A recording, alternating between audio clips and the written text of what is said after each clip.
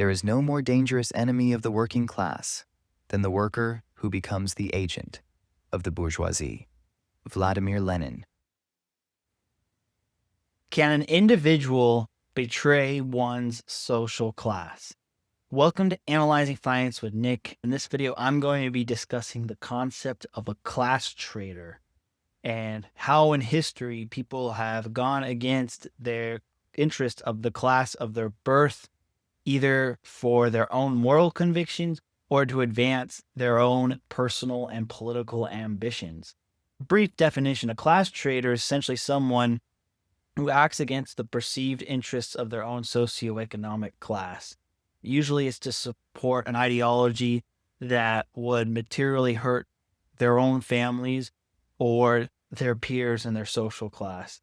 It's oftentimes more commonly referred to people who are born wealthy or in the elites who support economically redistributionist or outright socialist and Marxist policies.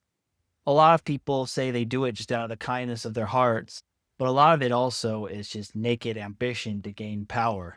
Like the oldest example probably of a class traitor would be in ancient Rome when you had Marius and the Gracchi brothers, who were people from patrician families who appealed to populist policies to give more grain doles and other concessions to the working class and lower classes in Rome and the plebeians in order to become consul. And then once they become consul, to gain extra powers beyond the normal role. If you argue that Julius Caesar also was a class traitor, as his political platform is populist in nature, and he was beloved by the working classes, or it's not really the working classes, but like the lower classes of Rome. But he also had military might behind him, and that makes his situation quite a little bit different than Marius and some of the other populares who were the earliest forms of class traitors. But really, the idea of class traitors in the modern sense didn't really come until after the advent of Marxism. You had a few nobility members during the French Revolution who supported the revolution, and that, I guess, is a class traitor. But I say the oldest like true example of the world would be Friedrich Engels, who is kind of like the partner in crime to Karl Marx and the whole movement of spreading the ideas of Marxism and communism. He was born into a wealthy family. His parents were textile manufacturers, and the revenues and the profits he got from his family's business he used to fund Karl Marx's living expenses, the publication of the Communist Manifesto, and the advocacy of Marx's ideas. It's kind of the irony where Marx's living expenses and his career was paid for on the back of British capitalists. Other famous examples: Franklin Delano Roosevelt. FDR was from one of the most elite families of New York. Yet when he ran as president, he ran on an explicitly socialist platform. He was in favor of a lot of working class policies such as increased income taxes, make work programs, the New Deal, Social Security, massive redistribution of wealth, increased regulation in the economy, particularly in the financial sector. He was really, in modern politics, the first person to really be called a class traitor from his critics, who were basically the business owners and the old money of America at the time. He's also a big advocate for labor unions. Another famous example is Che Guevara, who was born in an upper middle class Argentine family and was actually studying to become a doctor. He quit his comfortable life in the upper middle class to become a communist revolutionary for Castro in Cuba, and he had later missions in Africa doing the same things.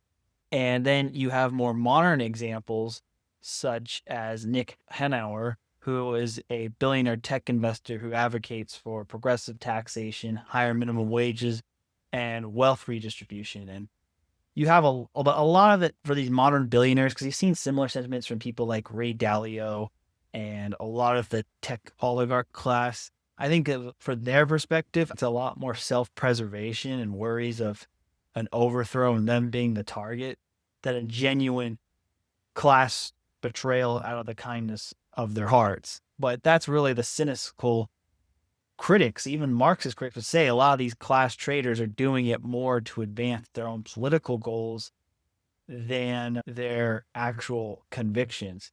And class traitors don't only work one way. There's also reverse class traitors, the people who come from working class backgrounds, but then oppose labor unions. They support lower taxes, deregulation, regressive taxation, fiscal austerity, cutting welfare, and ideologies that could increase inequality or help the upper classes relative to the lower classes.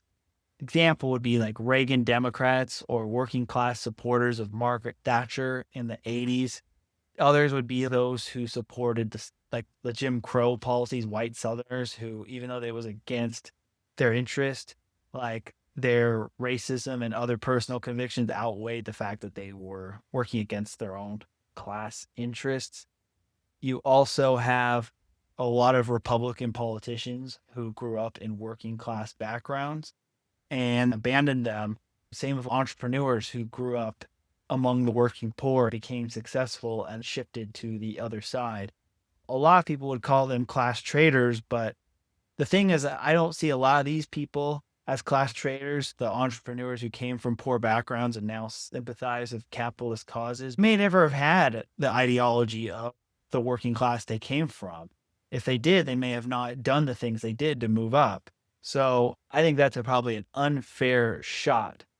But then the other notable historical class traitor is Alan Greenspan, who was from a more working class background in New York, became a big advocate of Ayn Rand's objectivism, and while he was the Fed chair, was a big advocate of deregulation and low interest rates and supporting asset bubbles, which promoted the wealth of the wealthier at the expense of the working classes. And then the more modern example of reverse class traitor would probably be J.D. Vance, who grew up in a working class Appalachian environment, got out of it through the education system and the military, became a venture capitalist, and wrote a book that critiqued a lot of the people he grew up with and the class his upbringing consisted of. A lot of his political ideology, even on paper, kind of sounds like it's populist and caters those classes. In terms of policies, may actually more favor the business owning class and the upper middle class. He might be a modern example. However, the most interesting example I'm going to save to have my friend on YouTube, Old Money Luxury, discuss in more detail. And he's going to do that in his video. The example of that would be the Mangione family and Luigi Mangione. What would you do with such esteemed pedigree? For many, the obvious choice would be leveraging your educational advantages, family connections, and inherited resources to build upon decades of immigrant success that transformed your ancestors from poverty into multi-generational wealth. Indeed, you'd probably use your Ivy League education to expand family business interests, your social capital to advance worthy causes, and your financial security to take calculated risks that benefit both your community and your legacy. Yet, if you were one Luigi Mangione, you would allegedly go on an ideological crusade against the healthcare system of America that it would transform your family from Baltimore royalty into the subject of national controversy and criminal investigation. We examine how one young man allegedly traded birthright for his ideological convictions as we describe the Luigi Mangione story, from old money to alleged murderer.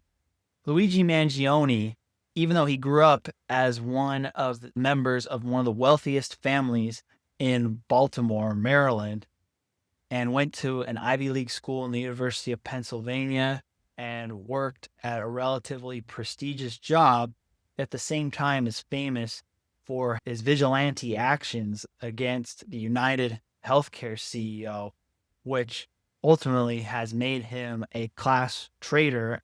Old Money Luxury, in his video on this, will go into the full story of him and the class background of his family, which will show the dynamics of how much of a class traitor he truly was.